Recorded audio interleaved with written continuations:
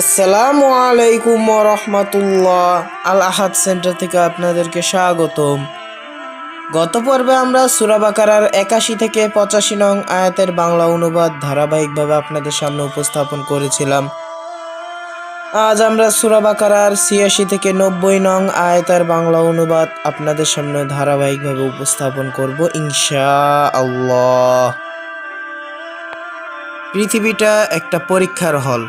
আমরা পৃথিবীতে আল্লাহর হুকুমে এসেছি পরীক্ষা দেওয়ার জন্য।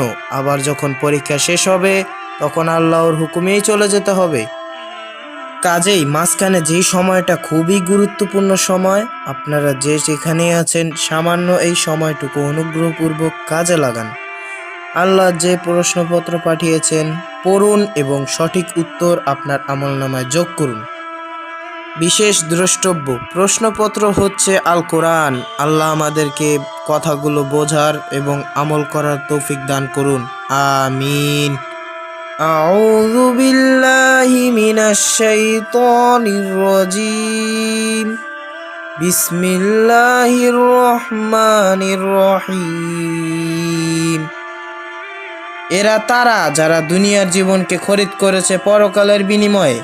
এদের থেকে শাস্তি হালকা করা হবে না এবং না তারা সাহায্য প্রাপ্ত হবে।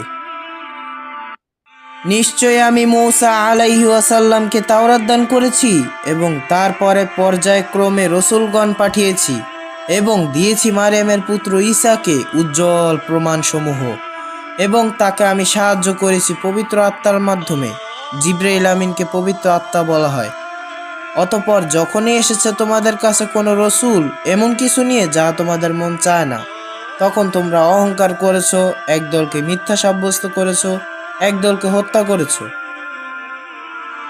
তারা বলে আমাদের অন্তর আবৃত, বরং আল্লাহ তাআলা তাদের কুফরির জন্য তাদের উপর অভিশাপ করেছেন। তারা সামান্য ঈমান গ্রহণ করে বা তাদের সামান্য সংখ্যকেই ঈমান আনে। অতঃপর যখন তাদের কাছে আল্লাহর নিকট হতে কোরআন আসল সত্যায়নকারী উহার যা তাদের সাথে আছে এবং তারা ইতিপূর্বে কাফিরদের ওপর বিজয় কামনা করতেছিল কোরআনের সাহায্যে, অতঃপর যখন তাদের কাছে উহা আসলো যা তারা চিনে, তারা উহা অস্বীকার করল। আল্লাহর অভিশাপ অবিশ্বাসীদের ওপর।